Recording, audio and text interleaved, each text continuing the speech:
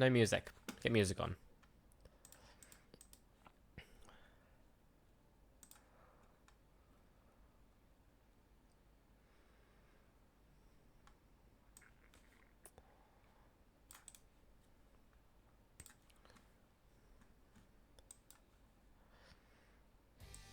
There we go. There's music. Oh, my nose, bro. I did some cleaning before this, and it's like I get one bit of dust near me, and I instantly die.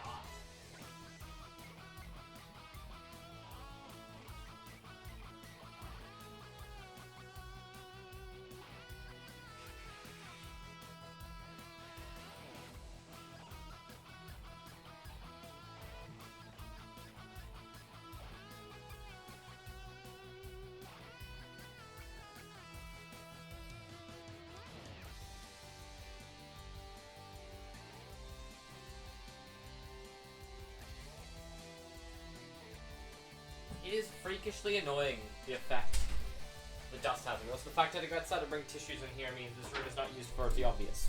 Ugh. Got some Clara time. Let's take some fucking Clara time.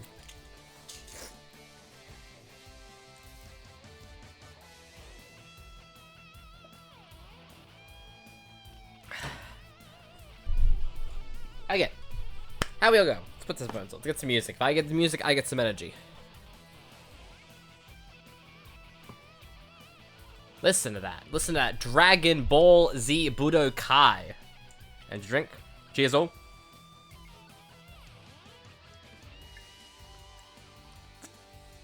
It's quite warm now. I've been drinking that for a while. Anyway. Let's start off with some chats. I kind of like starting this room with this yesterday, so we're doing it again. Now, I just want to point out. I don't know how good the Konami sleeves are. I've been using these. I wish my camera would focus. I've got these double sleeved into clear and also some Konami sleeve pendulum sleeves, but like I don't know, I'm worried they're gonna damage the cards over time. I often have bad experience with these Konami sleeves, so I'm hoping that they don't damage it because I got like my SP in here and stuff like that. Anyway, we gotta open some cards. We got some cards today. It's mail day. Okay. My sleeves are put aside. Yeah, my sleeves are put aside.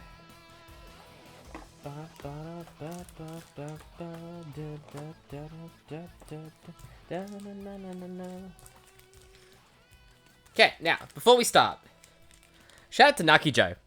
Shout out to Nucky Joe. So I had to place 3 orders over total for my Rarity Collection 2. As you can see, I thought I didn't get that much. Apparently I got a decent bit. That's a decent amount of cards. See, I ordered a bunch of Rarity Collection 2 stuff. And the first 2 orders I did were just basic bitch orders, like regular standard post, which with Nucky Joe, unfortunately, they take a while to usually pack and send. Holy shit, that looks beautiful. And usually because of that, the cards end up coming, like, if I pre-order the pre-sale, I usually get them about 2 weeks after release. Sometimes even 3 weeks, I think was the case for Agov. Rarity Collection came out last Thursday at hobby stores. This is literally a week later. These shipped, I think, on Monday. Anyway. We're going to open these up. We're going to have a look at some of these, excuse me. We're going to have a look at some of them, see what they look like. I can't focus the camera any better, and I don't feel like setting up my phone camera, because I still have a good setup for that, unfortunately. I've got some crappy... Has anyone ever made the mistake of buying these, thinking they're clear sleeves, by the way? I did these forever ago. These little floppy, like, kind of sleeves. I bought a bunch of these. I'm still working through them. They're great for binders. I will say that. They're really good for binders. I've got my binder in front of me. Unfortunately, I didn't sort this. You know, I might sort this first. I was debating how I want to display this stuff, and I've decided I really want to have my Rarity Collection stuff together. So let's take out all these. Let's leave this up while we're here. Infernal Flame Banshee. I probably should have set a camera up now that I think about it on my lap. Let's just take a bunch of these out and just leave a pile. Who cares if we can't put them back in? We're going to need them. We're going to use them.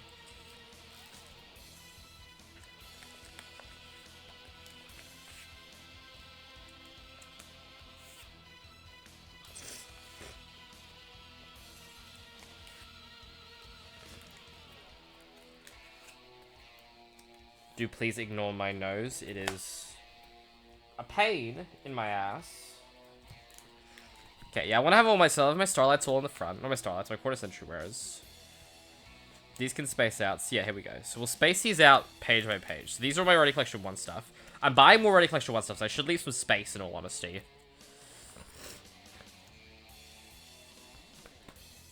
Alright, this is the song that totally doesn't sound like another song. That's what this one is. Okay.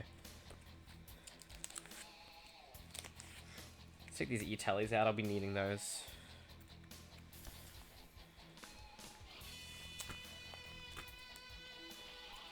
Okay.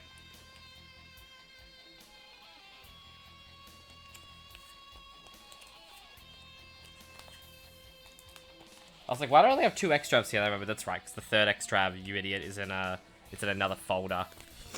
My Zeus is here too. I thought I took that out as well. Oh well, I've got plenty of time to redistribute all this stuff around. There's no rush to distribute half of it.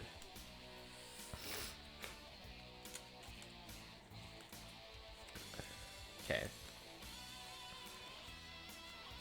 Move these Book of Moons here. I have to say, I really...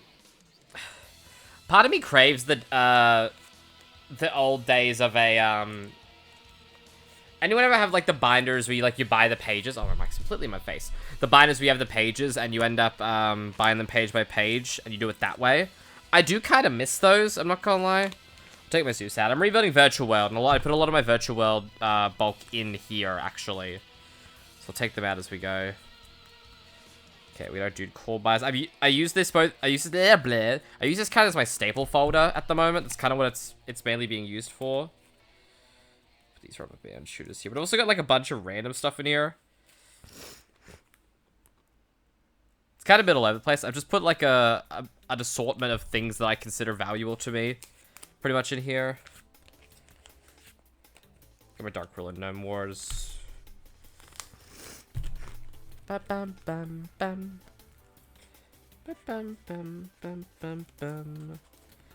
Love the skill shop music. And not just because you have to go enter and exit and enter and exit and enter and exit and enter and exit and enter and exit and enter and exit to get anything.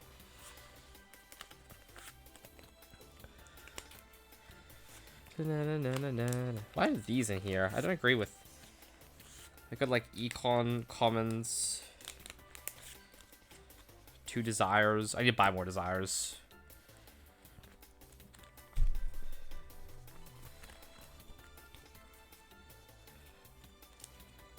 Put our bestials here for now. These can go there. I'll put these there. There we go. I will move these common ashes too. These are the ashes from my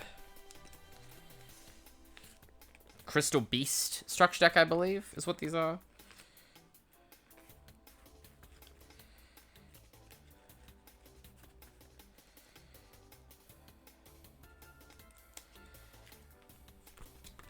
Okay, there we go. We've cleared some pages now. I don't mind mixing the Rarity Collection stuff in together. It's all Rarity Collection. I do have a Collector's Rare Downham edition. Well, that's good to know. I'm probably going to put that in my deck. Look at this stuff too. I'll leave this stuff aside. I'll put that back in at the end.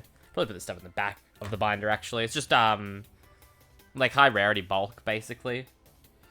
Okay, let's put these back into the Virtual World deck box for safekeeping. And yeah, let's start with this.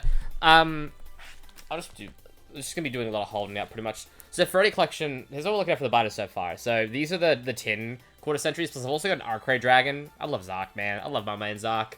So from Rarity Collection 1, we ended up getting a box of that. We didn't go so great in terms of a lot of things, but some things we did end up doing very well in with the QCRs, Bell, Abyss Dragon, Mission Salvation. These two suck. This is awesome. I also ended up putting it was a... Words are really hard. Words are really hard. I realized talking to the microphone. Tula Guide. I had a quarter century Tula Guide. Traded that away.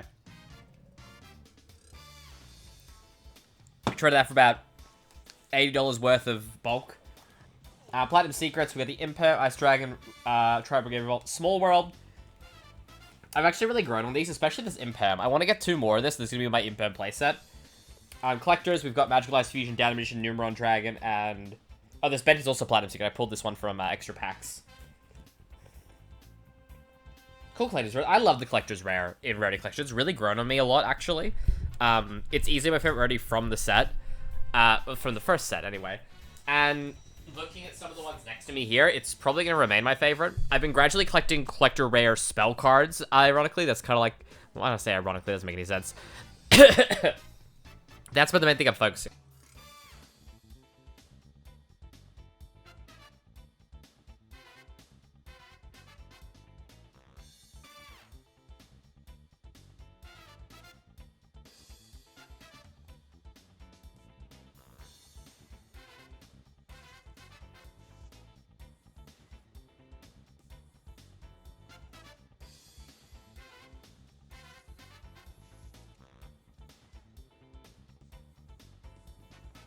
If I'm done bloody choking, drink some water, people. Drink water. I feel like we're lagging again. We look like we're lagging.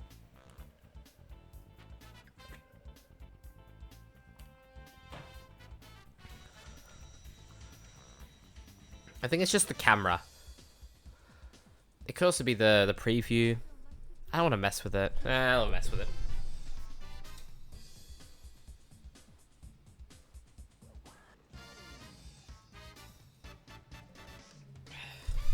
I'll ask Chelsea, she's the photographer.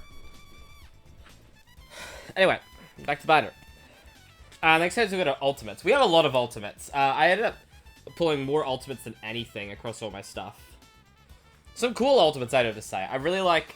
It's nice getting all, because effectively we've got everything but a Trap. We didn't get a Trap Ultimate. Or a Fusion. We don't have that either. 2 Salvation. That was the same box too, by the way. Actually, no, sorry, it was different. But either way, I got 3 Salvation in, I think, 30 packs of Rarity Collection, which sucks. This is Secret Rogue, ignore that. Faris, Fossidig. This 3 is a great little trinity. It shows off the way the Ultimate kind of affects things. I think the Ultimate's a rarity that looks way better in certain card types than others, and certain cards than others. I don't mind the Speeder, but, I'll get that, this binder. I do have to say, when we're talking of collector talking of rarities for synchros, easily, this one's a bit smudged, it's gonna be hard to hold up, but I'm gonna do it anyway. Easily Baron de Fleur. There you go, that's some nice sheen on it. Spell cards look, synchro cards look amazing in collector's rare. Come back to that in a minute. But I think links, in particular, look very good in ultimate rare. You sort of see how the blue shines on it. That's the part of me that blows me away, is the way the blue looks on him. Anyway. Da-da-da. Maybe we could get the focus fixed. That might make it better if I, like, hold stuff up.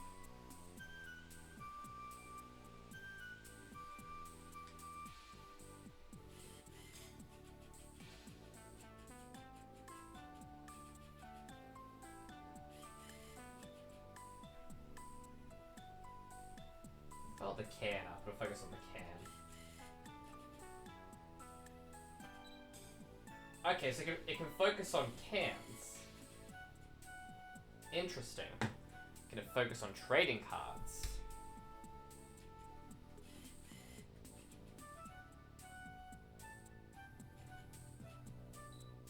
No? Okay, well I think I found the trick. The trick to getting the focus I want is using a can of Monster.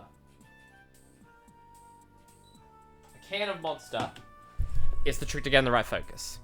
God, I look way better.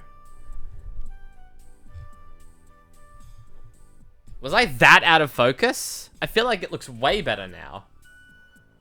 Let me get this on the TV. Let me...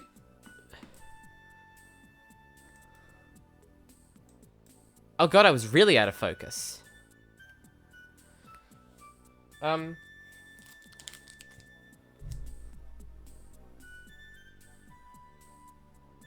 still can't get cards shown very well.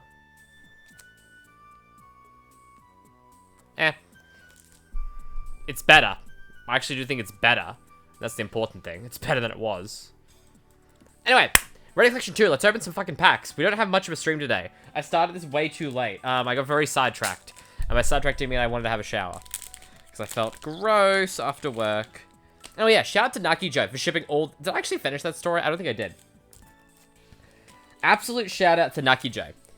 I ordered 3 different sets of this because they're keeping the new things in stock as we went. I ended up getting late on the pre-sale. I made an order of a bunch of the extra bulk, like the normal rarity stuff. And then I wanted to do a purchase for all the stuff I wanted in luxury rare. But then they half sold out as I was going. So they had to do a third purchase when the stuff I wanted came back in stock. Just the way it is.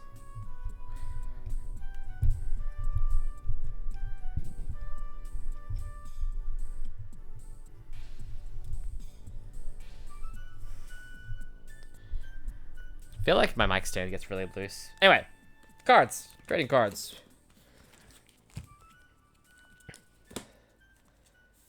Now, I have a few different feelings about different rarities. I'm sort of just gonna... Does that work? Yes, kind of works. We'll do it like this. Okay, so we got some Ultra Twin... Oh, these are completely out of order. Well, an Ultra Twin Twist, so that's 1 of 3. I'm gonna put them down here until this one. Okay, I bought a playset of Super Goddesses. This is mainly for extra stuff. But I do really I love Super Rares, you'll see here. The good thing with Super Rares is also it's the cheapest rarity, so I can get a bunch of stuff in Supers. Which makes me happy. Mortars, I needed these, did not have them for the collection. Ooh. Is that... No, that's an Ultra. We've got 3 Ultra Polys. 3 Ultra Solemn Warnings. A Secret Clear Wing. Yeah, so Super is my favorite of the, like, normal card rarities, actually. So, it's for that reason I ended up picking up a lot of this stuff in Super.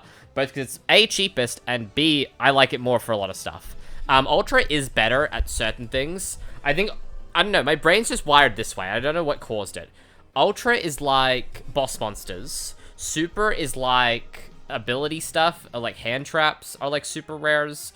So obviously with these mortars, I bought them in Super. The other reason I got like links in Super is I like the white card text on links. So that's why I got them. And then Ultra I'll get for stuff like I'm nostalgic for, like a Poly or a Solemn Warning. I bought the Crystal Book for Binder because I love me some Dimension Dragons. Okay, we got 3 Drolls. These are in Super as well. These might have been cool in Ultra, to be fair. But actually, I like these in Super a lot. Original art as a Starstrike Blast First Edition box opener. Best one. Best one. I wish I still owned that box. I might still own that box, actually. It'd be great to display. It'd be damaged as fuck. Okay, we got some Wraith Soats. We got some Reichphobias. We got some Calariums. We got some Phantasme. This one is actually Ultra because they sold out of the Super. So, is what it is. We've got a Ultra Rare Access Code. I thought I bought Secret. I must have bought Ultra.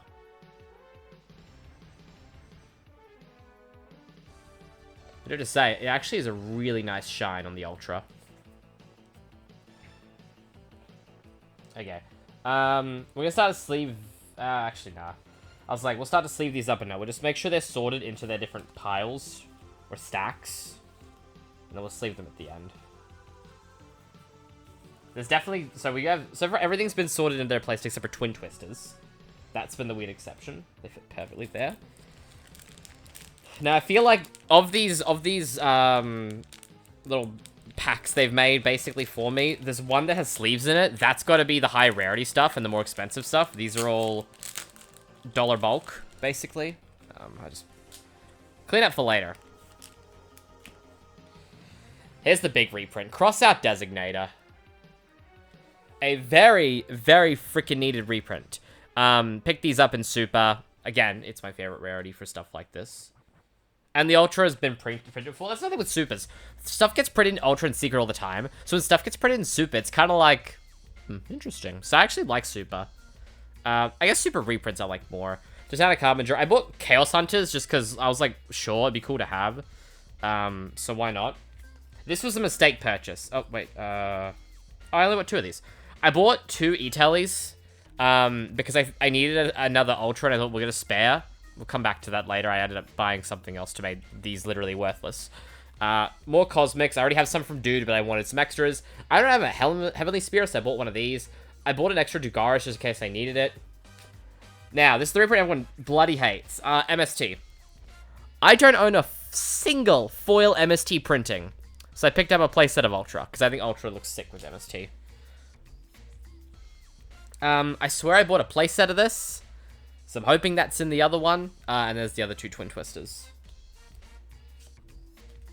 I'm certain I bought a playset of Xyz Encore. I was like, where'd I put my cards? Okay, now we get into the nice stuff. Here we go. These are the luxury rares, and I already see the one on the top, and it was the one was one of the ones I was most excited for, and it looks gorgeous. No, all these are sleeved. Did I only buy one Xyz Encore? Am I dumb?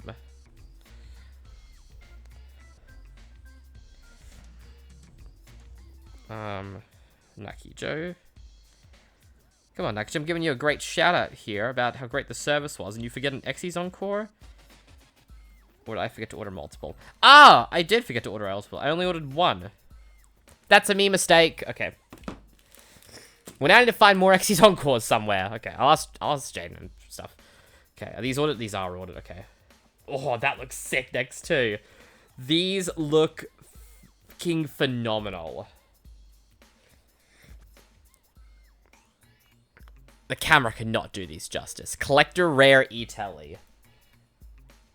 Oh my god, these look gorgeous. These are, oh, holy shit, these look so good.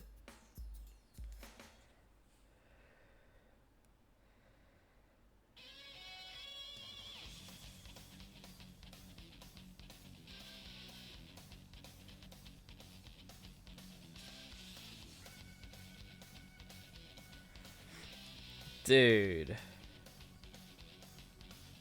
I adore E-Telly. I love Sidekicks, I love Duelist Genesis. The effect on this Collectors is amazing. Considering I've seen a fair few Collectors, this is probably the best one. Okay, next is a one-off. Oh, we have Cyframe Lord Omega in Collector Rare. This also looks really good. The Collectors has kind of like the shatter foil effect I'm noticing in the artwork. I don't know if they had that last time, but that stands out beautifully. What's next? Ah, next is another great trio. Now, oh, this looks amazing too. Oh my god, they killed it with the Collectors this time around. Now, another one, I kind of alluded this to a little bit. Another one of my favorite generic things, and I will stand by this card. This is my Night Beam. I love Cosmic Cyclone. I love Dark Illusion, one of the great sets. That you can see the sneak peek mat up behind me there. And I adore this card. I've been standing by this card since I got back into Yu-Gi-Oh! In 2020 and 2021 as a great side deck in every single meta, because there's always some spell trap you want to banish, and I had to get the playset Collectors. This is going to be in all my side decks till the end of time. Absolutely beautiful. Let's get another picture of that for the boys.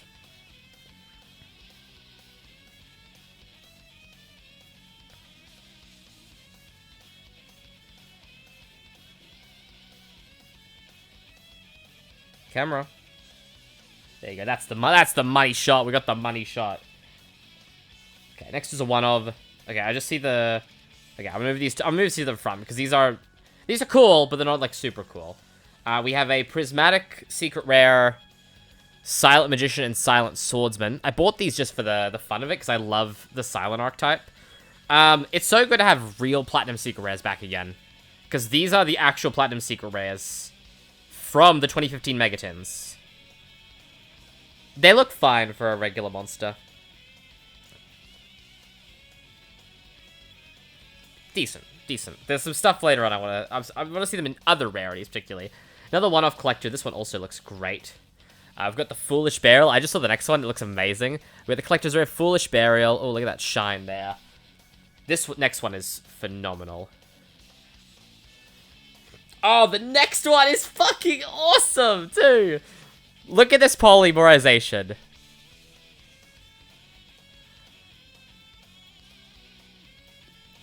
Oh my god, I'm gonna cry.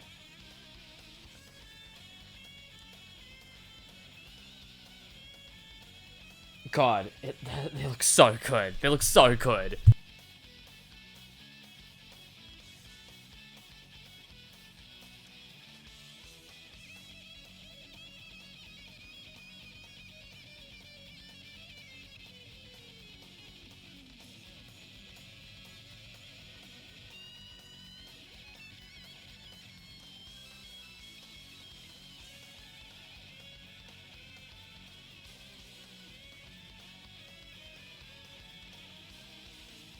Sorry.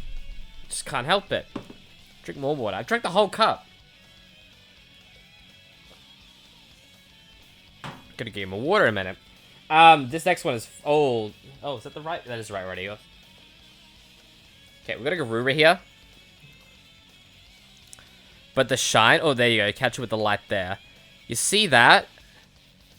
The whole thing has a ripple effect.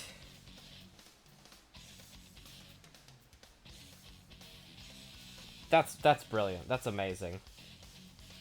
Okay, next four... I'll look at them all at once. These are all collector's rares. Oh, sorry, platinum secret rares. All four of them. Yo, that one looks just as good as I thought. This one, I thought this would look better in all honesty. We'll hold them up all at once. We'll do them all together. Yes, we got the access code. We got the Abyss Dweller. We've got the Pep, and we've got the Crystal Wing.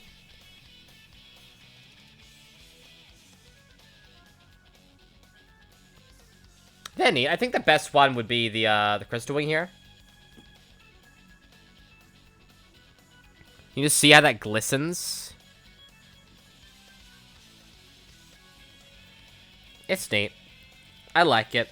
I appreciate it.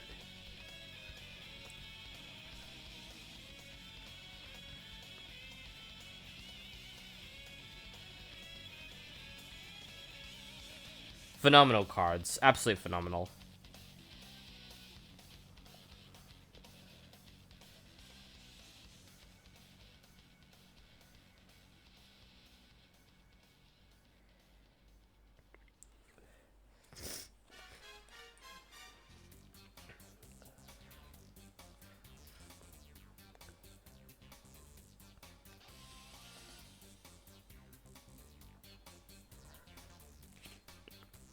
Love this song. Da-da. There you go. Send the pics to the boys. I don't blow my nose again. I'm gonna go into mission actually. I'll be right back. Get some more water.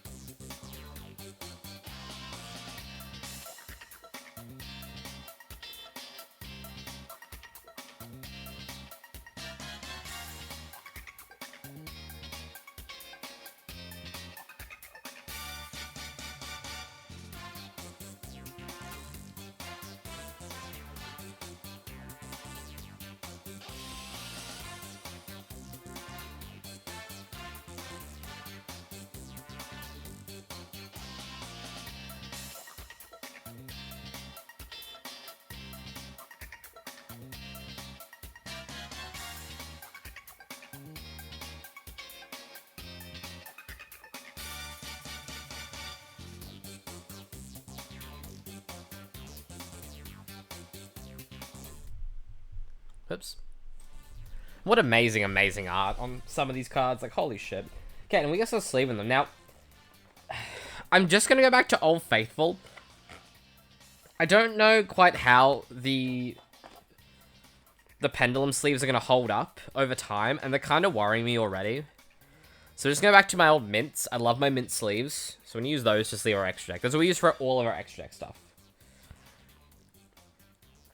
So let's take some of our extracts and sleeve them up in these mint sleeves as we go.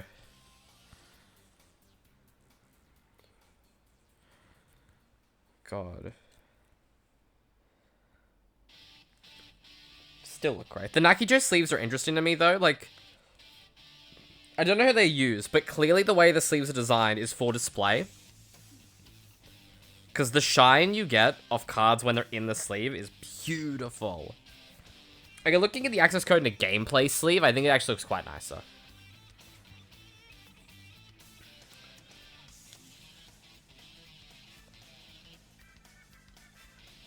Very nice. Very nice, very nice.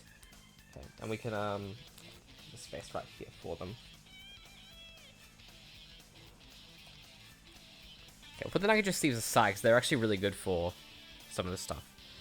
Okay, we can leave the pep in the Nagaja sleeve. That's going in the binder. Anything that's going in the binder, we can leave in its sleeve. We'll put the Polly and the Foolish in the binder for now. Garura gets a nice mint sleeve.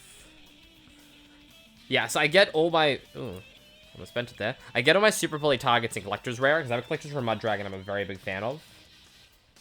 Okay, Foolish and Poly. We'll just leave the Cosmics in for now, because I don't know what deck they're going in. Now, I know what deck the E-Tail is going in. They're going in Virtual World, so where are my Virtual World sleeves? Are they still in here? They are still in here. I only need 3. Just give me 3. Just give me 3! For my Virtual World, I use Magenta. Just I don't know. Basically, with a deck, I get a vibe, and then I get sleeves that fit that vibe, and then if the sleeves retain the vibe, then I stick with the sleeves.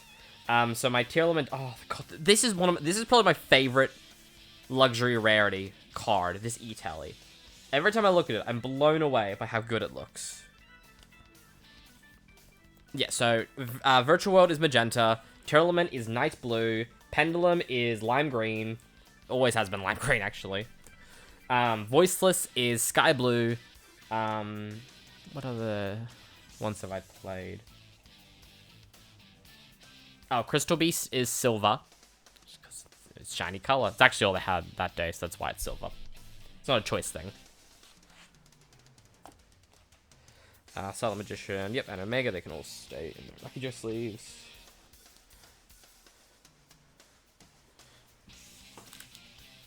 Place some more space here, okay. And now we sleeve the rest of these up in these little clear sleeves. Anyway, so while we're doing this, what do we want to chat about? That's right, I was going to chat about the film industry. We'll do that now. We're not going to have any time for Melody of Memory. That's what it's looking like here. Yeah, so movies. Movies, eh? What's going on with movies? For anyone that's been a bit out of the Hollywood news. Can you call it Hollywood news? I just call it cinema news. People are scared that movies are dying. And anyone that has been a part of the internet for the past 15 years can tell you, well, no duh. But to make a short story long, the combination of the summer box office season opening and Memorial Day weekend with movies like Fall Guy, what other movie came out? Garfield and Furiosa has a lot of Hollywood going doom and gloom and oh god, what are we gonna do? Movies are dead.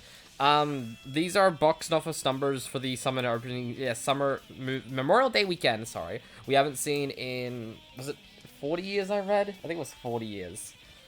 To that I say, well nada. And a lot of people are saying, well nada. The movie-going experience and the whole part of going to a theater has changed ever since COVID. It was already changed before then. It was barely able to stay afloat. But movies aren't helping it. Now, there's some factors of this you can't change. The way people change their viewing habits when it comes to the way short-form and free-form content is so much more coveted now and so much more appreciated. Makes people not want to go to a movie theater, and that is perfectly understandable. I myself can attest through my Cinebuzz account and the other stuff that I actually keep track of my movie theaters.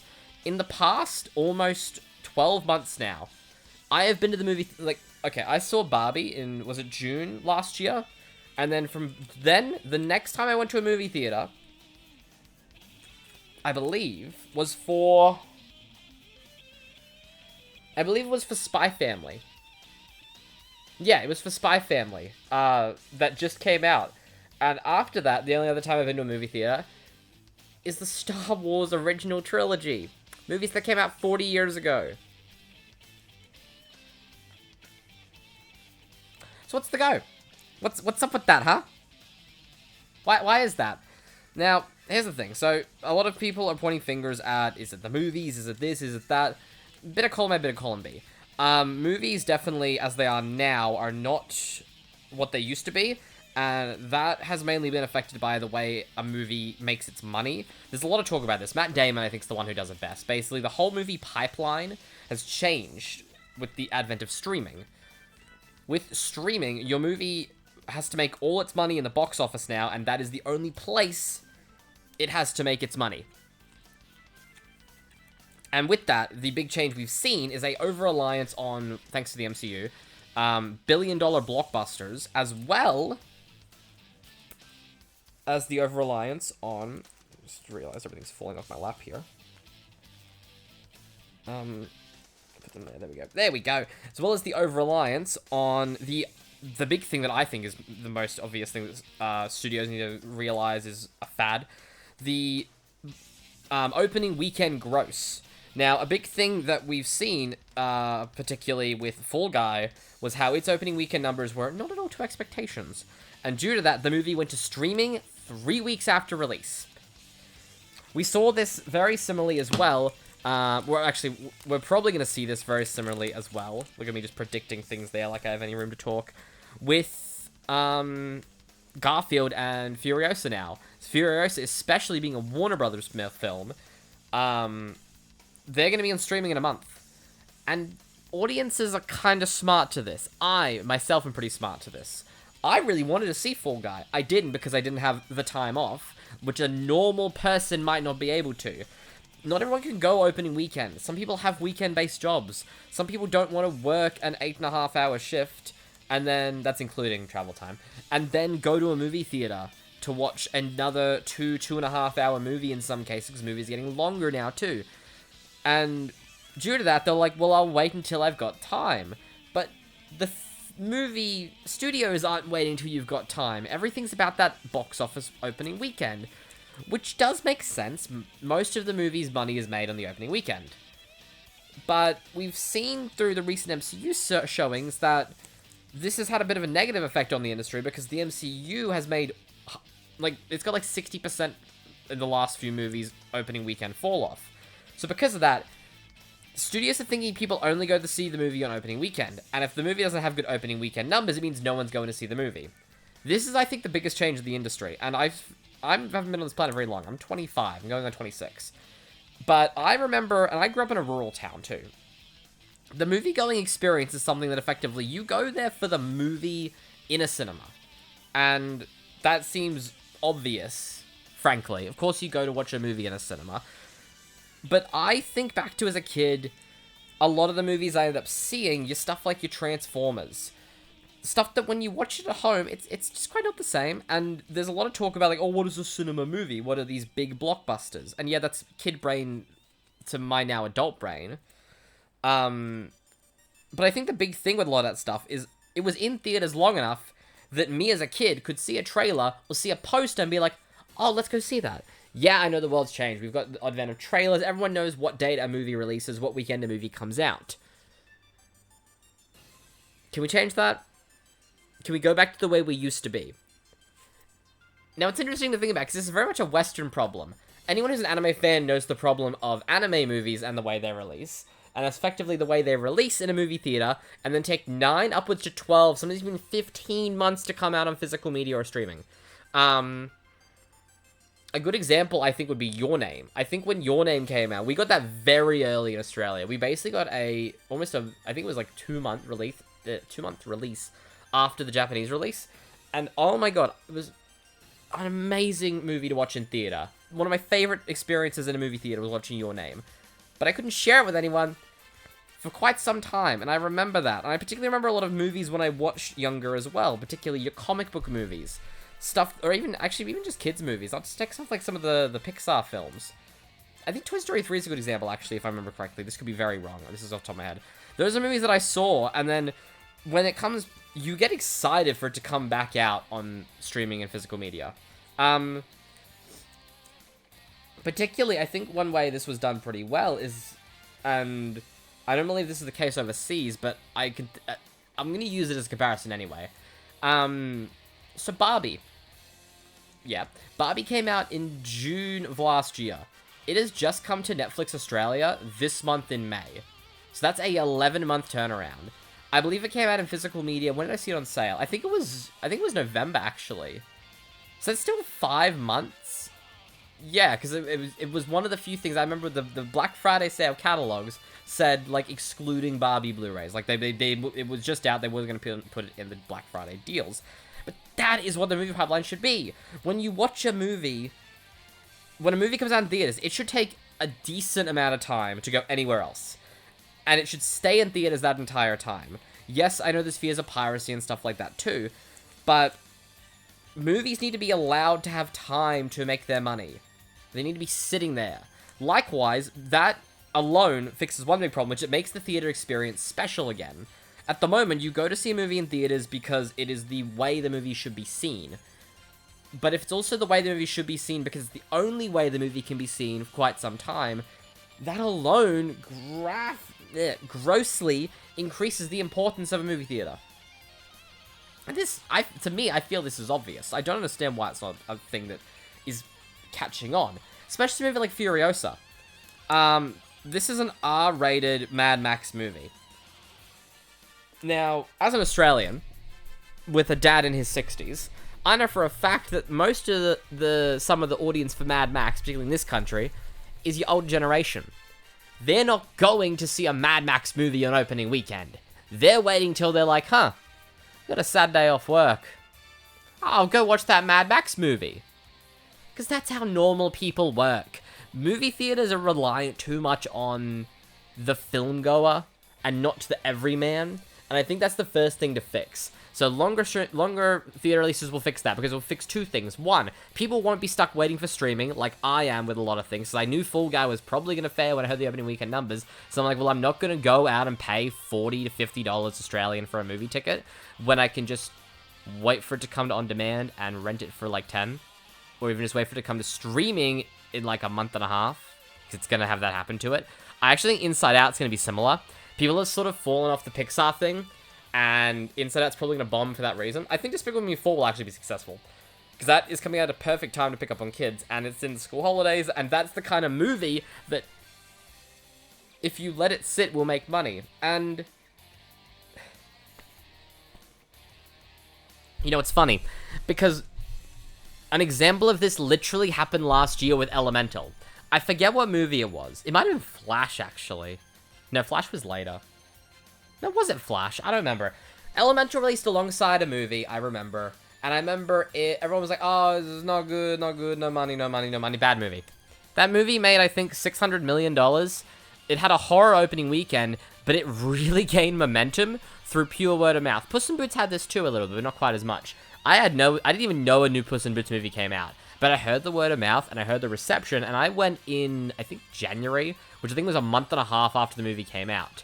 I think it ended up releasing on streaming like 2 weeks later, which again, further proves the problem, because if I had just waited, I wouldn't have gone and spent money in the movie theater. I wouldn't have put up the box office numbers.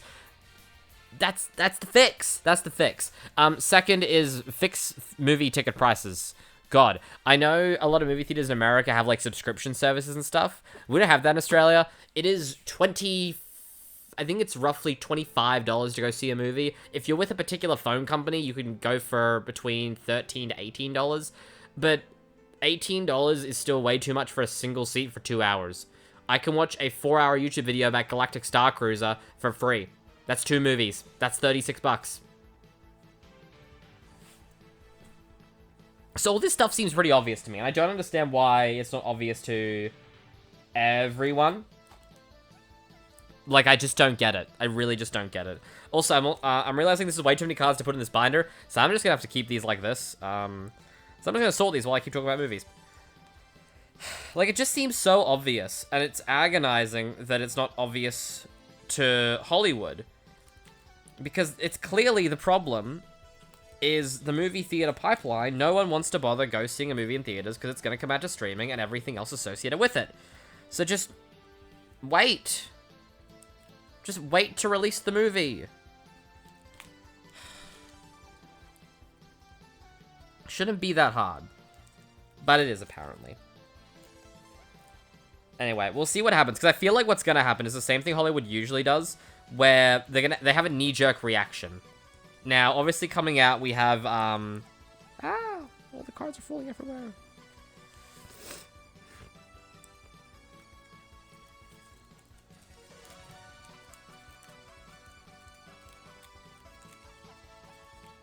There we go. Okay, now obviously coming out, we have, all these big... Do I have a spare box? Actually, these... Yeah, there we go. I was like, where do I put these in? I put them in the sleeve box. They fit perfectly in the sleeve box. Obviously, what was I gonna say? Obviously what? Obviously what, Jordan? Obviously what, Jordan?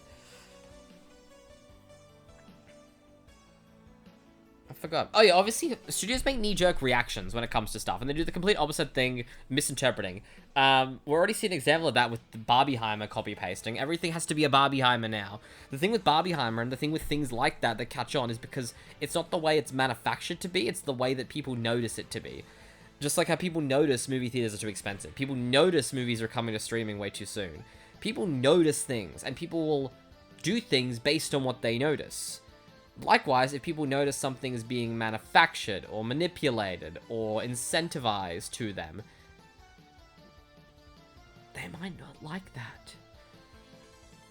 So, we'll see what Hollywood learns from this. I feel the big things are going to be Inside Out 2, Despicable Me 4, and Deadpool and Wolverine are probably one of the big things that sort of test the waters for how we're going as cinema goers going forward.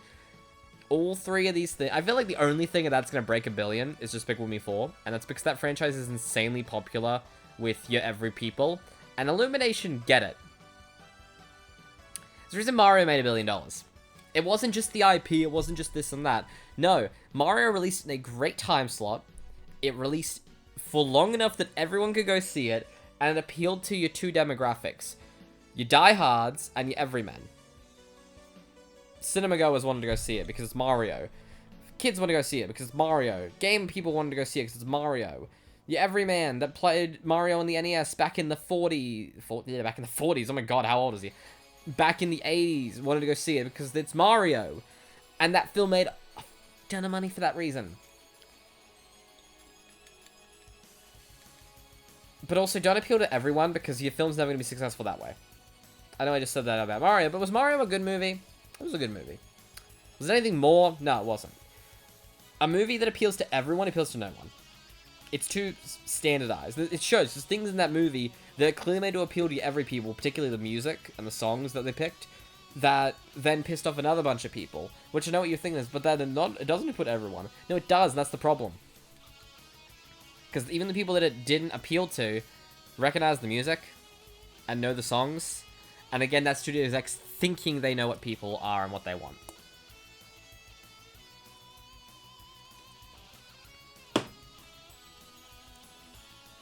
So Hollywood, studios, release movies in theaters for longer and let them sit and have time to grow.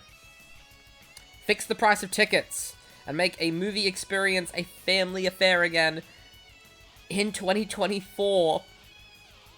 That seems obvious. And 3, make movies that don't appeal to everyone. Which, to elaborate on that point a bit more, I'm talking about your movies that cost $50 million to make and need to make $150 million to break even. Not every movie needs to cost $300 million to make. It's a money laundering scheme. I'm convinced it is. And if more movies come out that are just made to be seen by a handful of, I use handful in the $1 billion of an Avengers franchise of people, you'll be a lot happier. And moviegoers will be a lot happier. So yeah. That's my 2 cents. Let's put some stuff in the binder.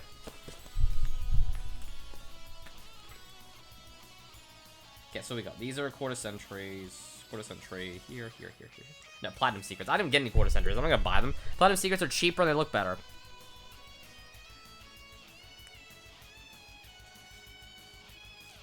Oh wait, hold on. I'm buying RA2 stuff. Put the RA1 stuff there. Put this stuff here. How many is there? 1, 2, 3, 4, 5, 6, 7, 8. Oh my god, it's exactly 10.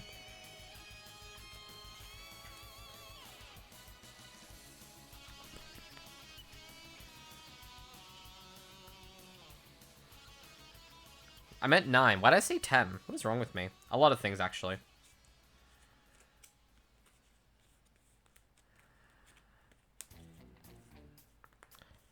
To be fair, I'm moving this stuff around. When I have enough spare money, Nike Joe has got a bunch of Rarity Collection, like, luxury rares, just basically $1 prices, that I'm just gonna buy and, like, completely buy out. Not buy out, like, buy my 1 or 2 copies of each of them for the binder.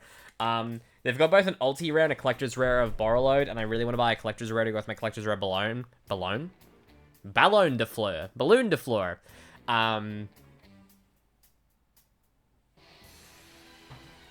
So if either of them ever come off the list, I can actually play them. But also because they'll look nice in the band section of my binder, both in collector's rare. Okay, speaking of sleeving, we'll do this before we go too. My poor Virtual World deck has been stripped to its bare bones because I've been having to repurpose every part of it to other decks I haven't played in so long, and now actually I'm interested in playing Virtual World again. And it needs some help. Particularly needs to be re-sleeved up in some new ones.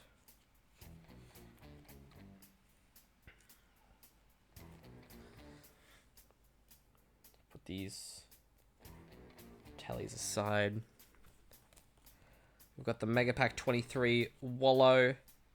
Imagine a common extract card that is yet so good. Okay, Fortune Tune, Door Dragster, Final Sugma, Juju, that goes on a sleeve. I was trying to think, why are these not in sleeves? And I remembered, it's because they were in orange sleeves, and my orange sleeves got repurposed into my Blackwing deck for Edison format. Okay, there's the Shen Shen. Here's the Coral Dragon. I was tempted to buy a Coral Dragon Luxury Rare. I didn't because I didn't have the Virtual World idea yet. Oh, the big thing that's a tell I didn't have the Virtual World idea yet. I completely forgot I wanted to buy Skill Drains, actually just for the collection. I was going to get like a playset of Ultras. I didn't. So I've decided for Skill Drains, actually. Why does this one feel looser? Is that just in my head? I don't know. No, that's definitely a bigger sleeve. We'll put that sleeve aside. I think that sleeve's defective.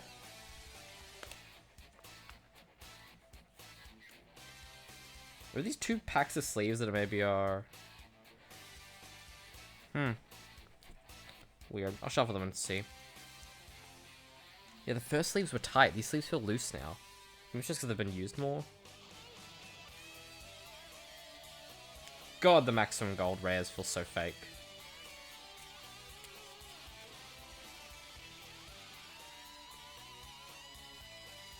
Yeah, I'm pretty sure those three sleeves are bigger.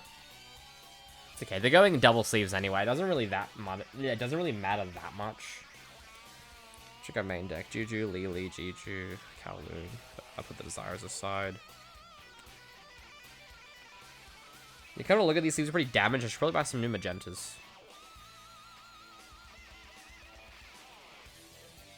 M7's got to get sleeved up. Okay. Got my Toon Chaos Rare Desires. Maybe I'll buy some Collector Desires too. I'm getting everything else in Collector Rare. Might as well get some more stuff in Collector Rare. My Dual Saga. Ah, my whole deck almost just fell on the ground. Guess I'll put Ptolemy M7.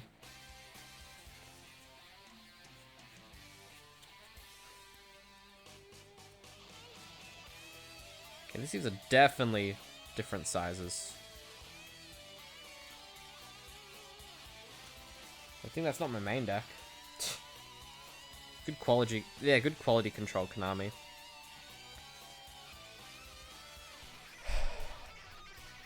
Ah, Beatrice, no.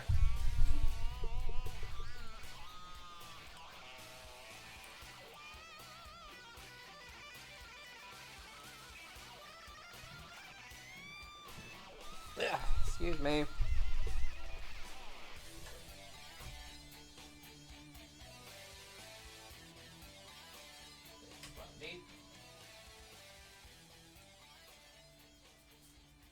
Just getting out something else I remember I bought that I don't remember where I put, but I found it. What are these? Those are all Edison cards. What are these? All the stuff in there. What are these? That's not your bell stuff.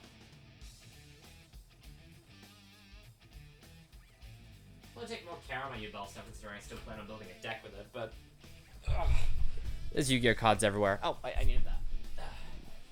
My Armored Xyz. Wait, what the fuck? I'm stuck on the back of it. Oh. Zark. Hey, Zark. You can go on a nice sleeve. Is Zark Synchro Universe. Okay, where's...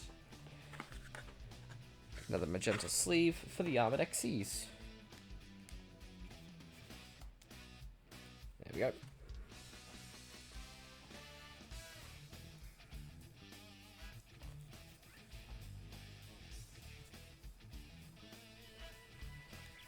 Oh, where's my Zolkin?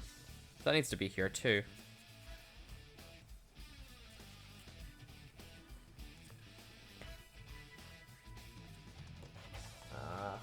this my voiceless deck? No, that is my Magispectre deck. Is this my... Nope, that feels empty. Where's my voiceless deck? Yellow? No, Edison. Oh, it's in the box behind me. I'm silly.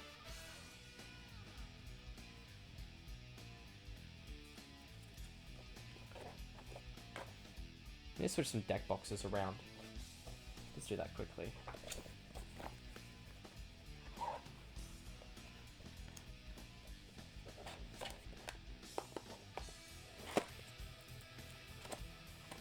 There we go.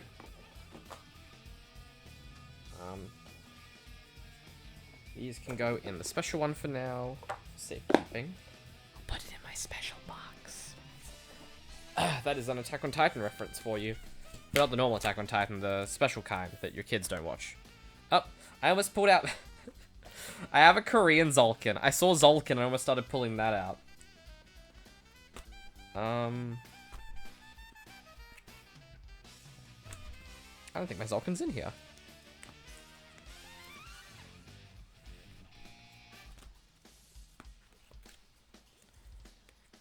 I must have put it in the other binder then.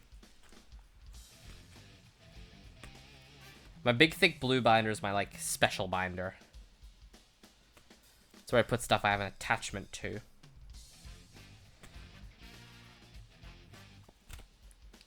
Oh, actually, where's that crystal wing? That's meant to go in this binder, actually. Put it up there. Wait, no I didn't. I put it in here.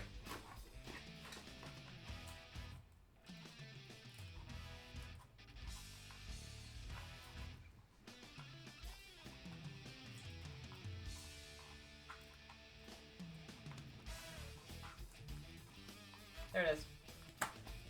Freestyling. I'm gradually working on getting every cover art of every cover card. Not all these are set accurate, but this is my Arc 5 collection going to Zexal. But for Zexal, I'm not doing all of them. I'm doing my 6 favorite sets when we go through Prog. And then next page, we've got Series 12 going to Series 13. I've got more, there's not all put in here yet.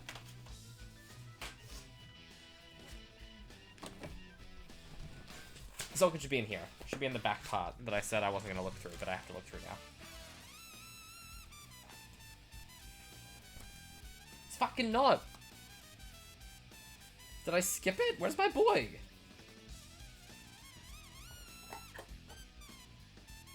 Uh-oh, Spaghetti-O. That was my only Zolkin. Is that tearing? No, it's not torn. I thought it was torn for a second.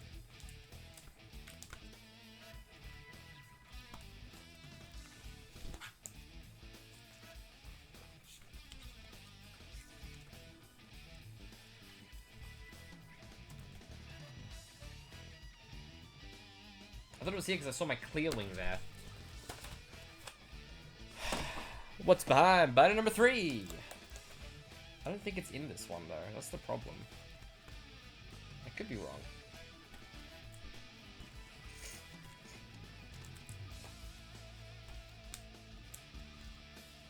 No, it's not. Okay. This is literally the worst feeling. Everyone who's played Yu-Gi-Oh! Knows it. Where basically, you have a card you know you own, but you don't know where you own it.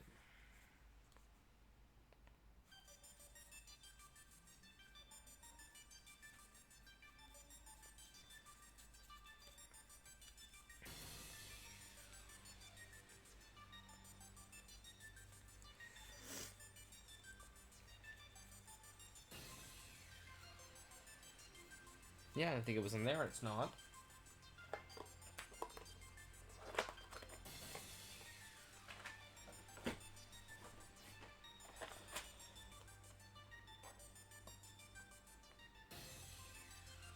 Like, simply put, I would leave it with my Crystal Wing.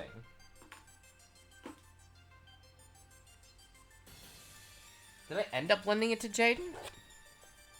I don't believe I did.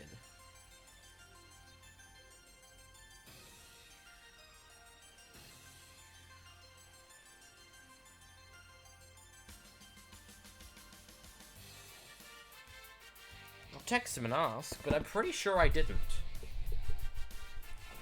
I'm gonna be dedicating a part of the stream to looking for a card I've lost.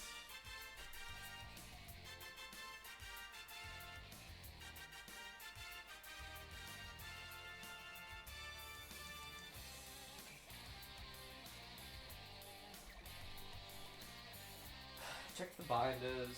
We're going back here now.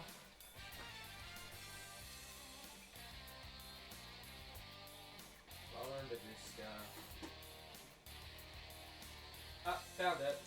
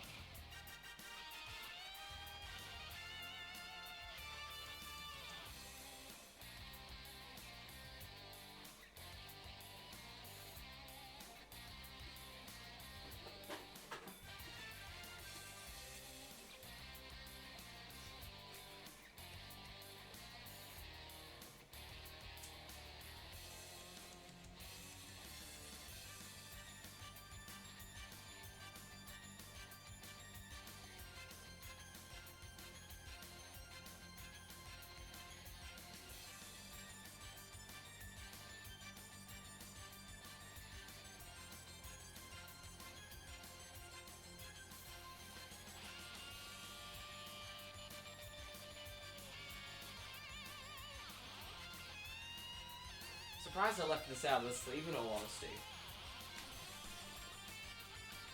Was this supposed to mention a Chaos Special Edition? I swear I was in a different set at release, but whatever. Got my voiceless deck while I was down there too.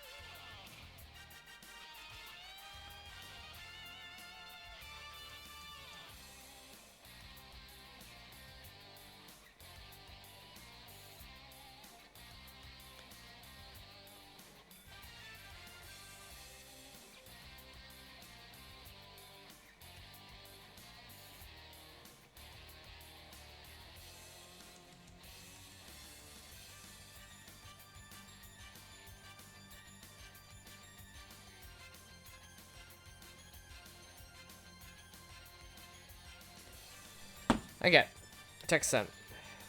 Sleeve the Zolkin. Sleeve is tight again now. I think it's just quality control. Has Zolkin ever gotten another rarity? This is a beautiful card. Though to be fair, I kind of like it in the super. But I find it funny that it's going to be like, okay, so I summon my Zolkin. And then I set a spell card, and then I summon beneath this fucking shiny boy. It feels so good to have Crystal Wing in this rarity, though. This thing is beautiful in Prismatic Secret. It's just made for it.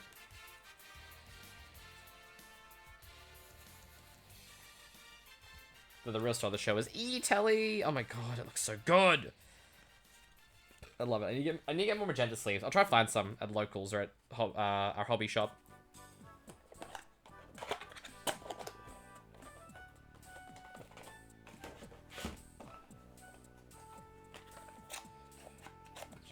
Sleeves and spares.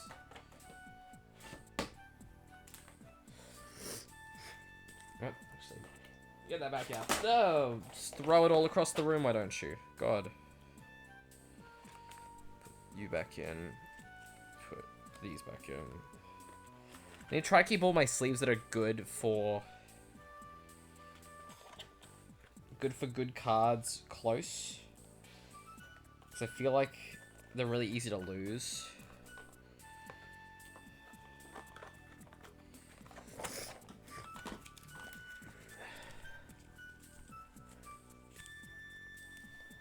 Likewise, we'll put these back in the pack, and I'll leave this packet up with my binder.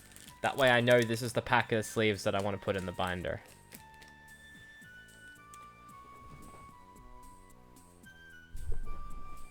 There we go. That didn't take so long. That only took an hour. Let's play some Melody.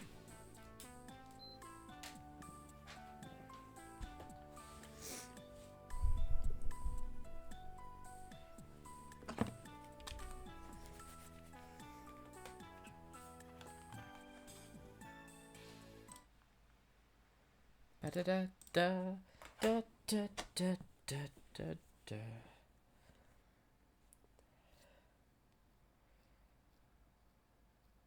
Oh, I feel some tonight.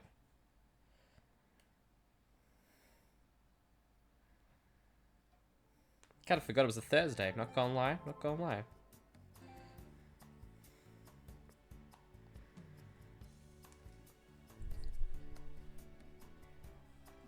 Da da da da da na.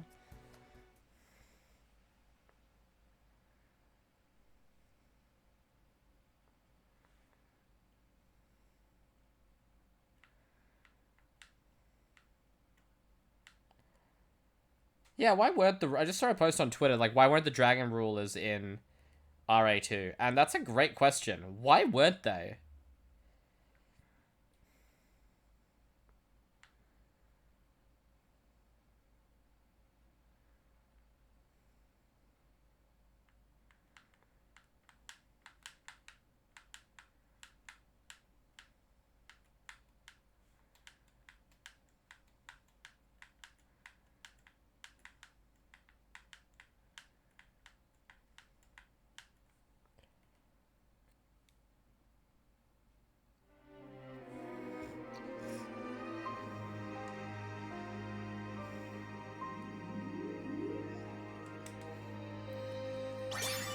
Dun dun dun dun dun dun dun dun dun dun. I'll probably work in the coming days to like filling stuff out, especially once I get paid, as mentioned, because I want to pick up those. I want to pick up the. Da na na na na na na. Right, we're in BBS now.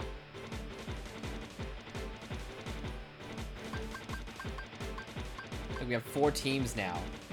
We have to use Team BBS. I don't care if I'm trying to get Sora, Donald, and Goofy up to level 99. If I do this world as Sora, Donald, and Goofy, it's wrong. I won't stand for it. Oh my god, an Aqua's up front. I thought it would be Ven. Let's go, my girl.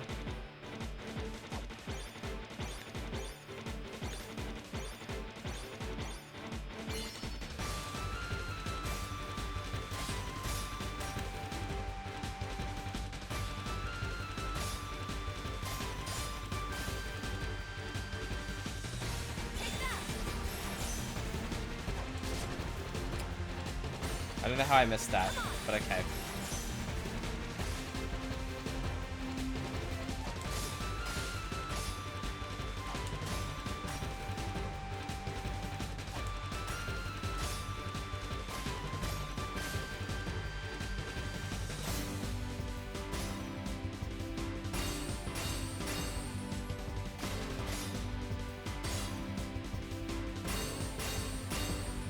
I like this song. What a good track for a rhythm game, though.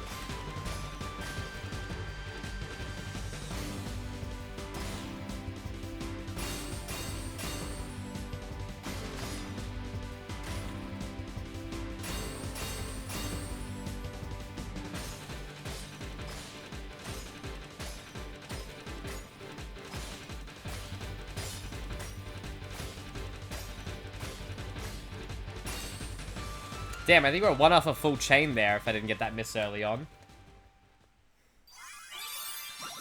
Cleared. God, my sinuses fucking hate me.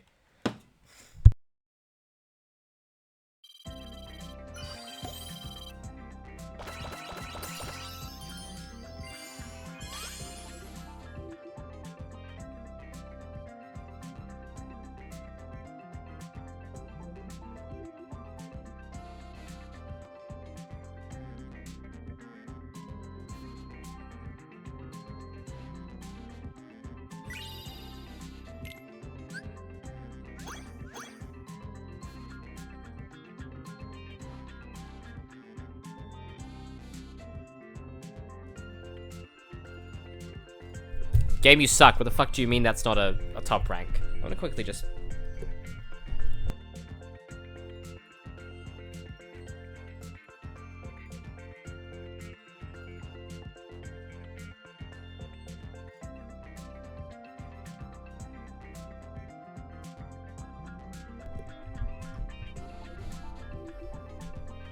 Test. Thought that might make the audio a little better. It did absolutely nothing. Not the audio, the mic stand.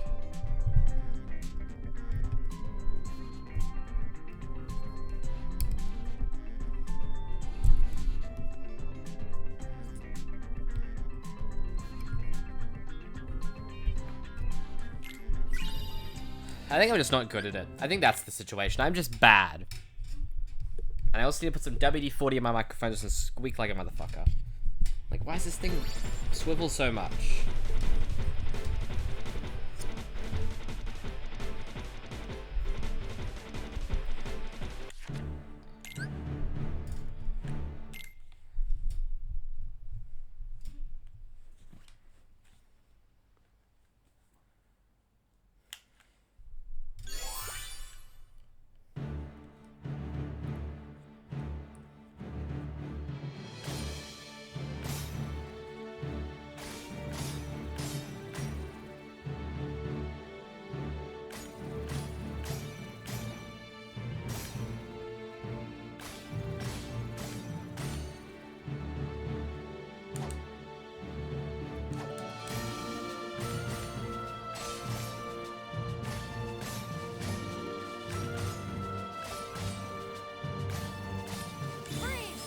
Freeze!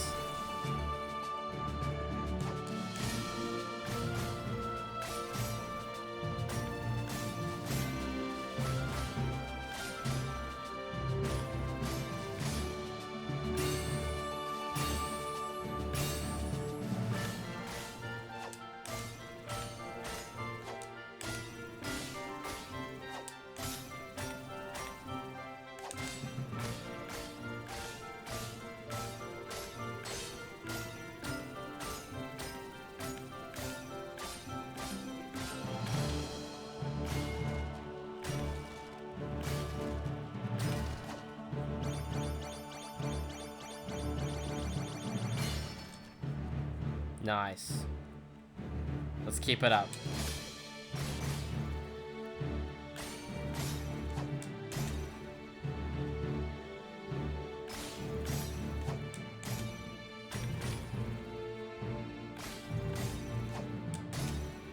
I feel more comfortable playing as Aqua, I'm not gonna lie. Oh, fuck. I didn't realize that was an air target. It's okay, we don't care about full combo.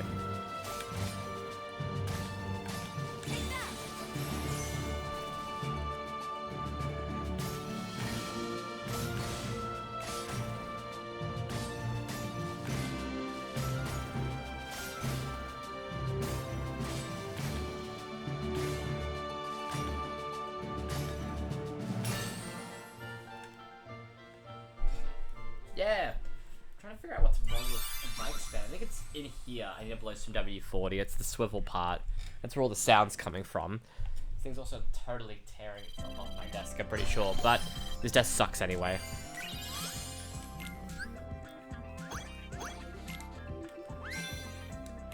We cleared 50 songs on standard. I'm so proud of us. Master Ericus's 3 apprentices affirmed their bonds of friendship. Can we get that take again? Ericus's? Mastery exam. Ericus.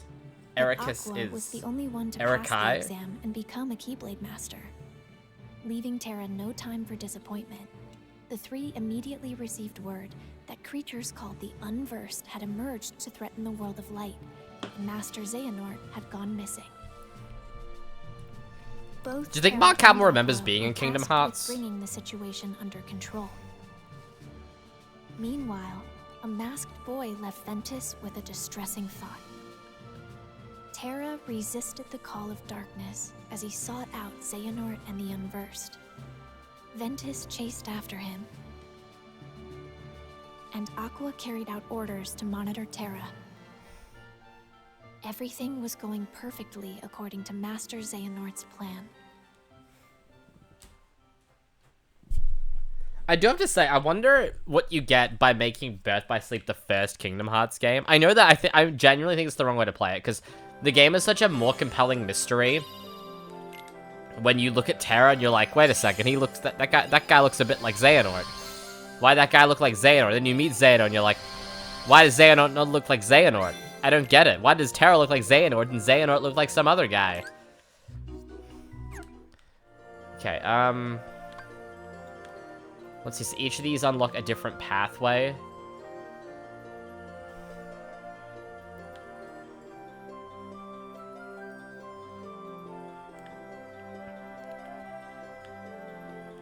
Neverland. What's this land? Oh, that's Mickey Land. Mickey Land is one thing. Well, I have to clear both of them either way, so we're just gonna do both of them. Because we can figure out which one gives us what things. Miss 12 or less times. We can do that, surely. We don't suck that bad. I hope. Oh, I got 2 new McDonald's toys today. I got the Ra and the Obelisk. It was so funny. I got to the drive-thru and they're like, we only have these ones. And I'm like, what do you mean only? These are perfect. I don't have either of these yet. I was so grateful, actually. It's got me thinking, basically. I don't know if this is the last week of the promo or not. Because McDonald's now has listed that there's Despicable Me toys coming up. We're talking about Despicable Me a lot more in this stream than I thought we would, in all honesty. And by thought we would, I mean I thought we wouldn't at all talk about it.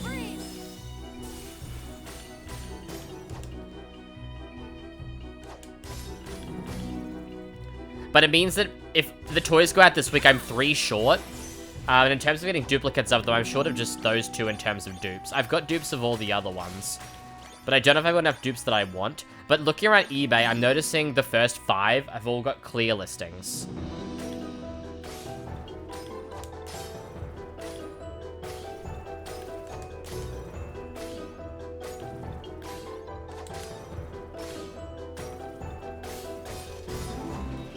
Whereas, like, the new ones don't have listings yet. As well as also there's like 1 listing for Time Wizard and no listings for Kuribo or Dark Magician, which makes me think they're not out yet. So as soon as I see Kuribo and Dark Magician, that's how I know it's reaching its end. I really want to get multiple Kuribos. Unless his plush sucks, in which case I don't really care.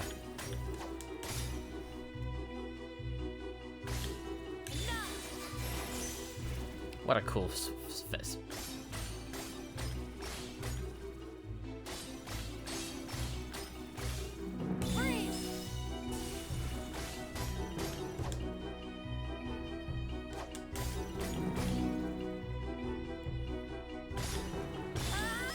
We also did a triangle combo. Hey, full chain. Nice. Though I have to say, like, some of the later ones are growing on me a lot. Like, I really think Obelisk and Ra look adorable. Ra's weird because of the way he looks with the black... What is it? It's a kitty? It's a black cat, I think. I really think the Obelisk Penguin's adorable. I wish it was more than just, like, a headpiece. Like, in terms of some of the ones that go really hard, like... DMG goes really hard with 6 series. I think Exodia goes the best. Like, I have the Exodia on next to my TV right now, and it looks great.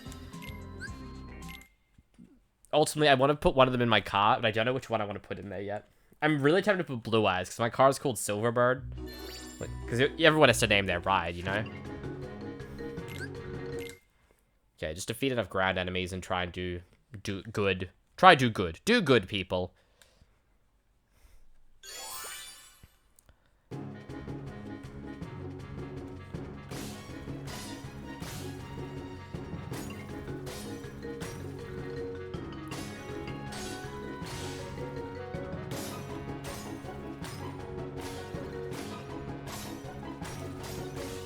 I do have to say, though, I hope that, there's not just 4 teams. I hope there's more teams in this game.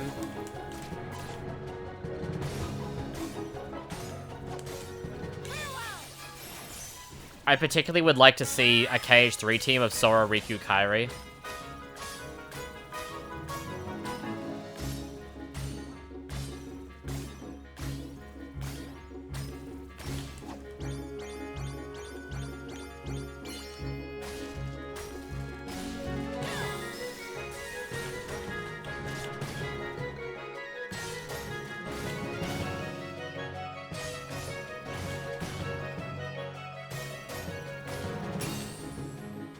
God, this song seems long. I felt like that was over halfway.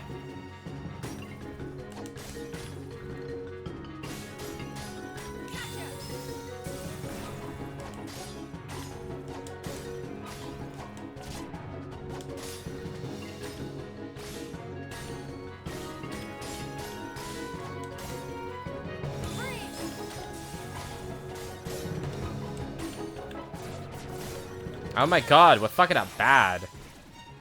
I can't do the tempo changes in this song. Plus, it's not a good song. I can only do good songs.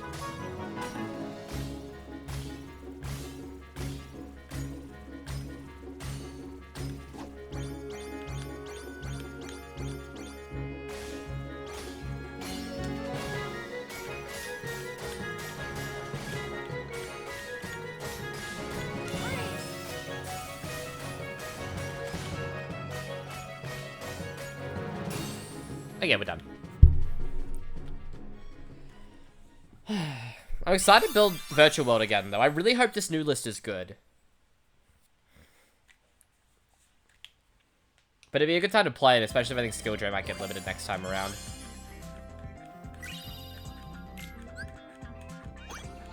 Nice.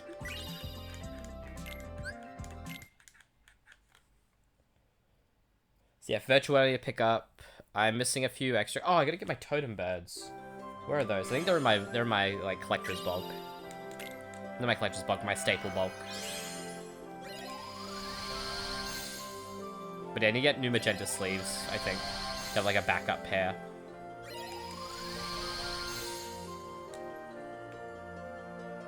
So what do you get from this one? A Minnie Mouse card, Betwixt Gem, Aurora card.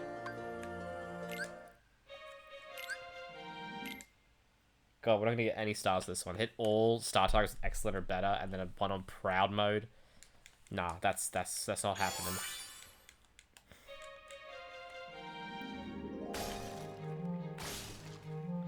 Oh wait, this song is probably not gonna fly. Maybe because it's instrumental, it'll be fine. Da na na na na na na.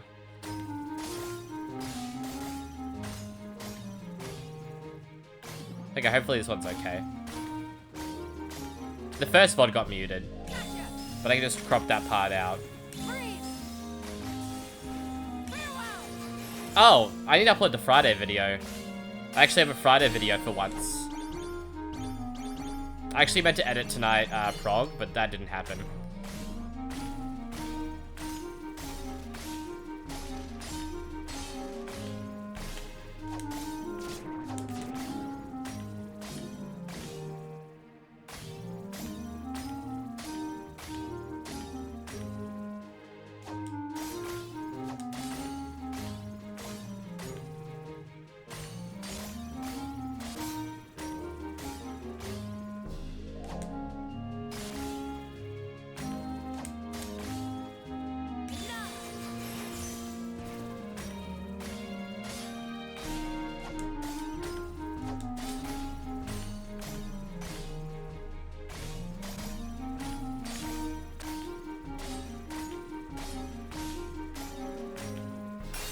Ah, fuck me! That would have been a free star if it got excellent on those last ones.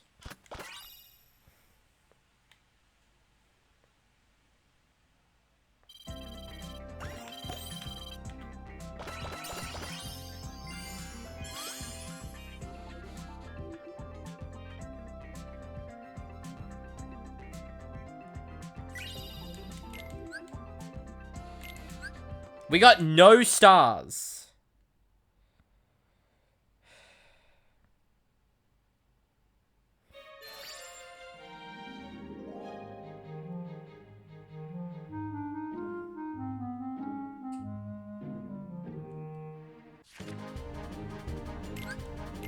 It's just not fair.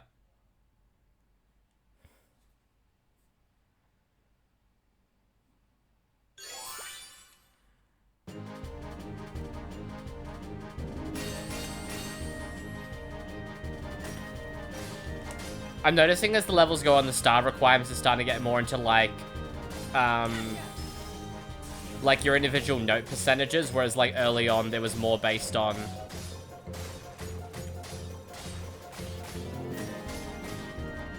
your like score.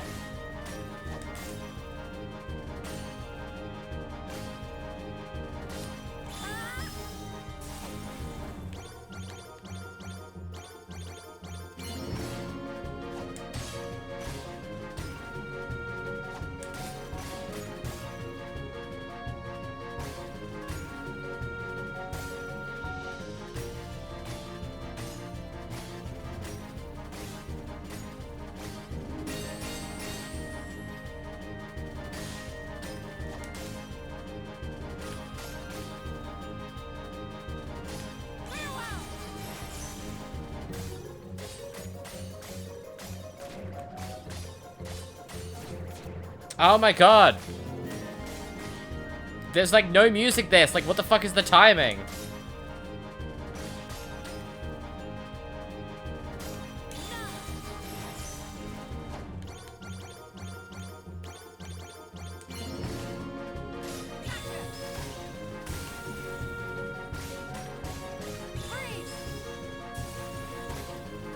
That part's good. I like that. That was fun. Okay. Castle Escapade. Escapade.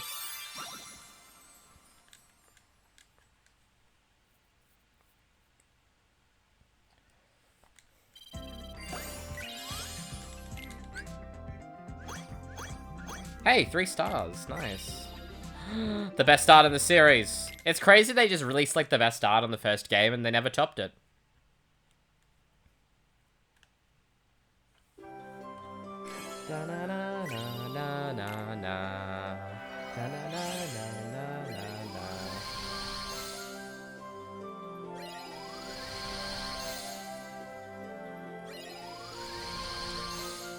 Like a bunch of worlds.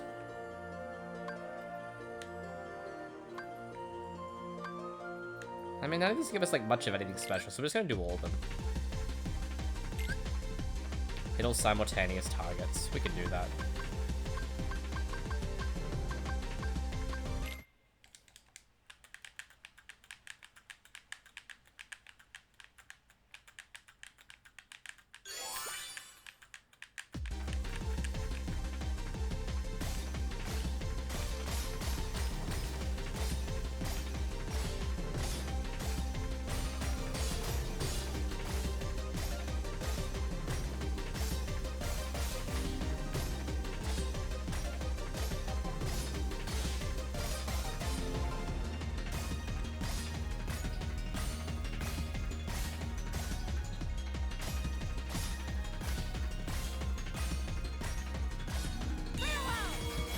Farewell!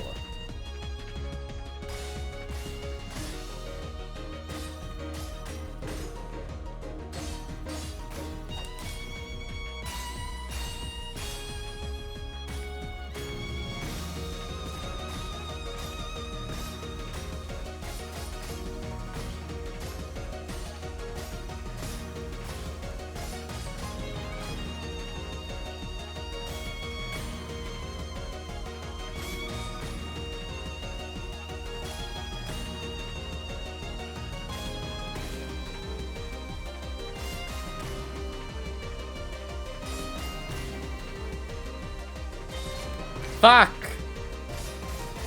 I didn't think that'd be multi-hit. Why'd they switch it up?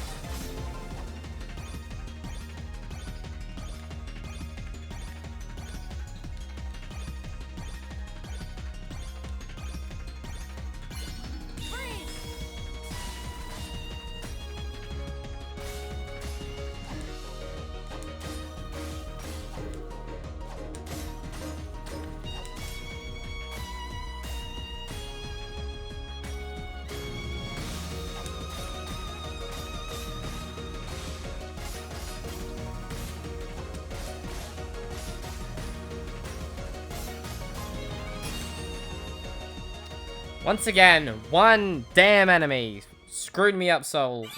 Yeah, blah, blah, blah. It's fine.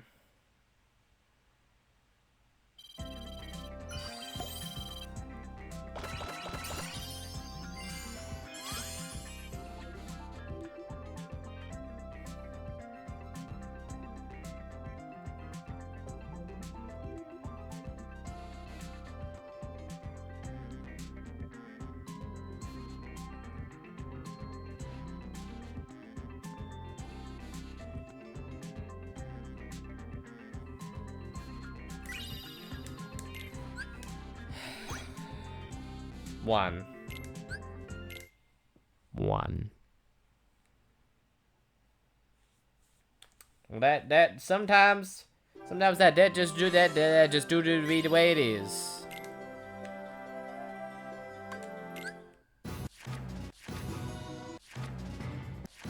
I can go Stitch Land. Once again, a lot of these are requiring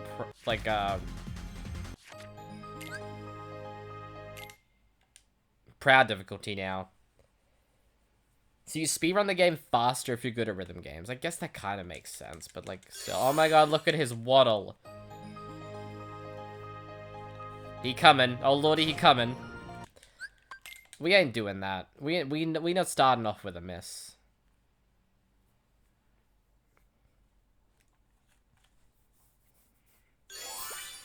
Do you get a star for at least clearing the stage? I wonder that. I feel like they should.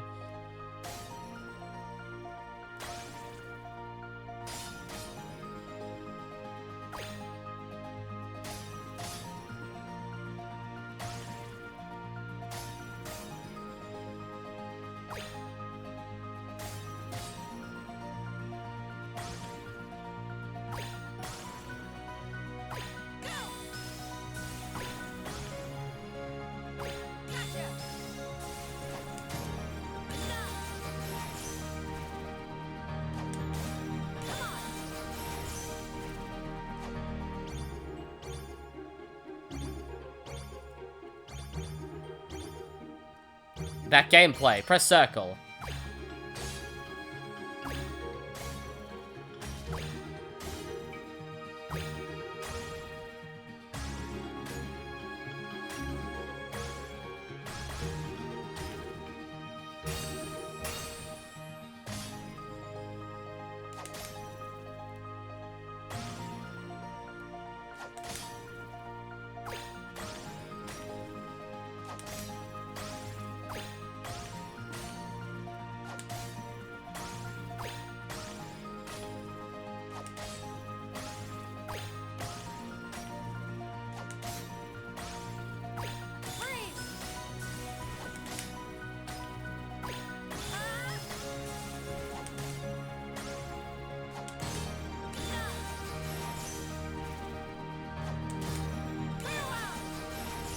The song's just so ambient.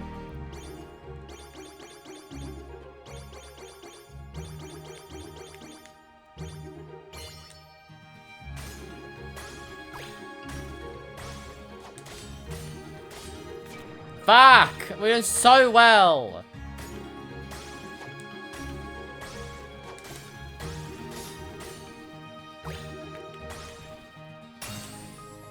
Lost it at the end. My hand's getting sweaty again.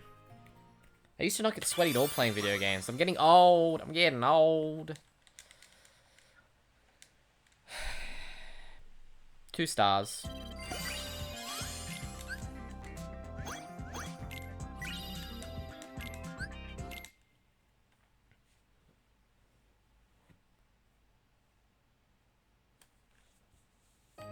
My lovely fiance should be on her way home now.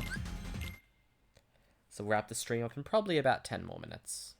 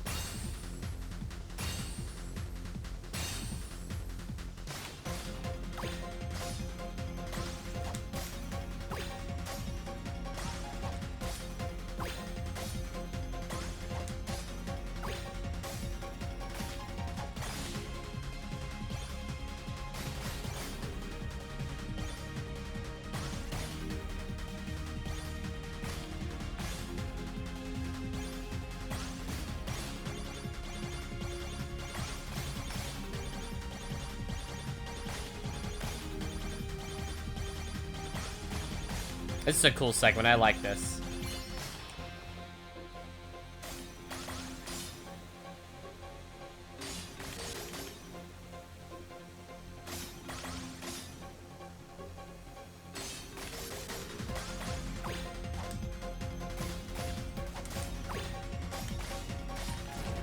Fuck me.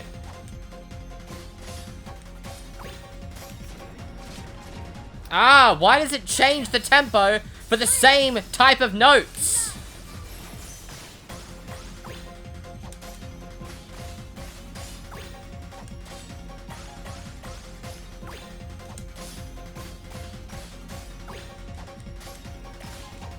Like, it's the same type of melody of music, so I'm expecting the same type of button presses, and then do the same type, but they've changed the enemy timing.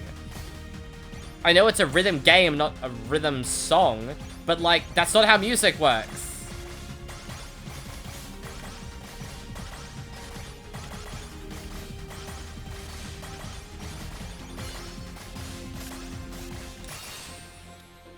Sick ending. End of that goes hard, but still frustrated.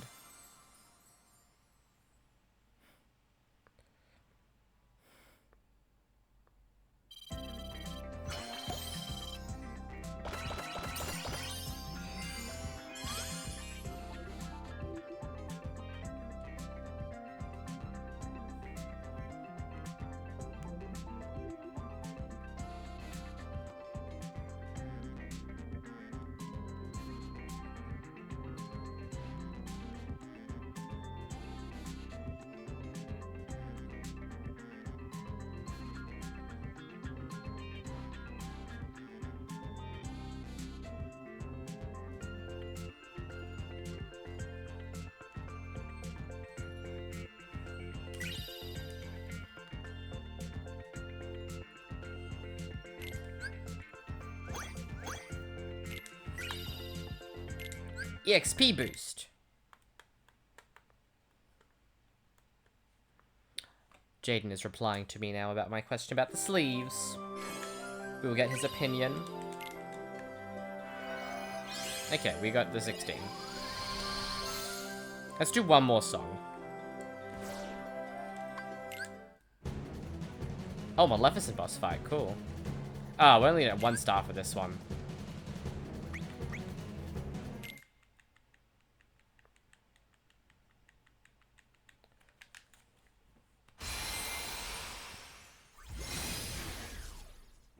Oh, yeah, boss fight. Like, proper boss fight level.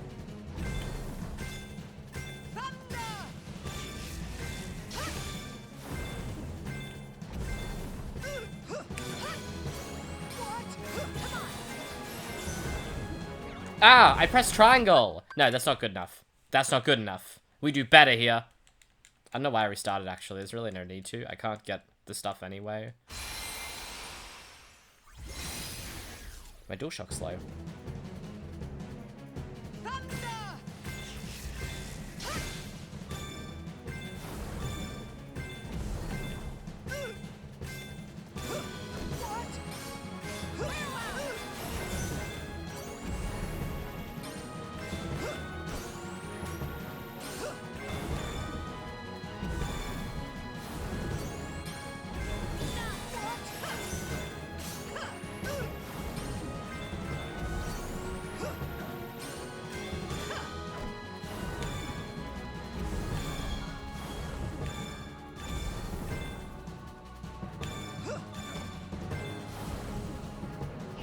Good job, us.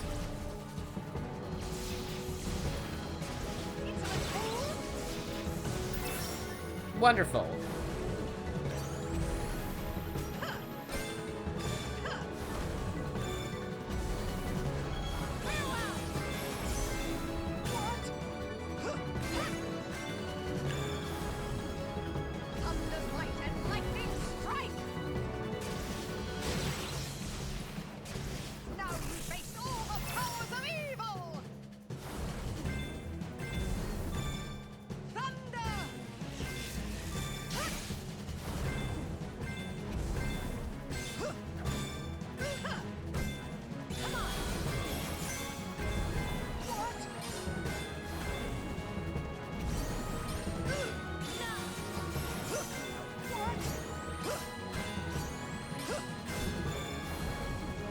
Man, it's a long boss fight.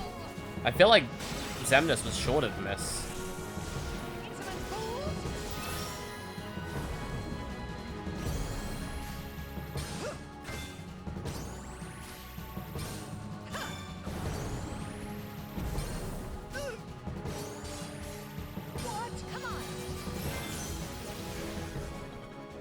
Again, where's my slow-mo freeze frame?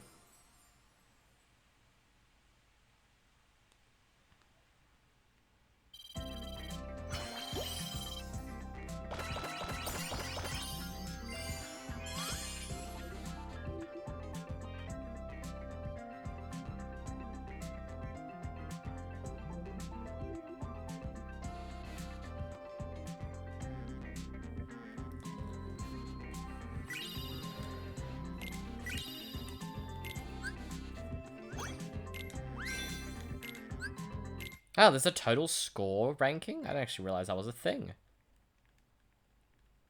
Okay, that's going to be a stream. We're going to wrap up there.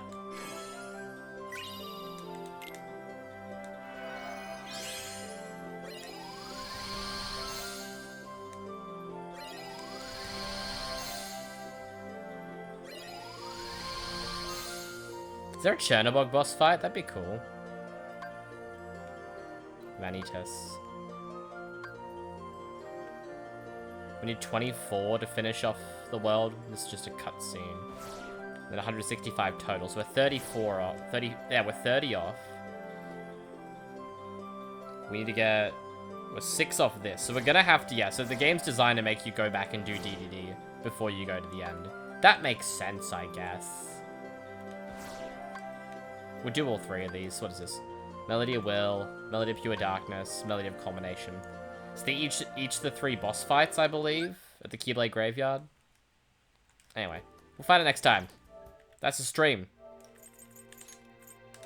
We're done.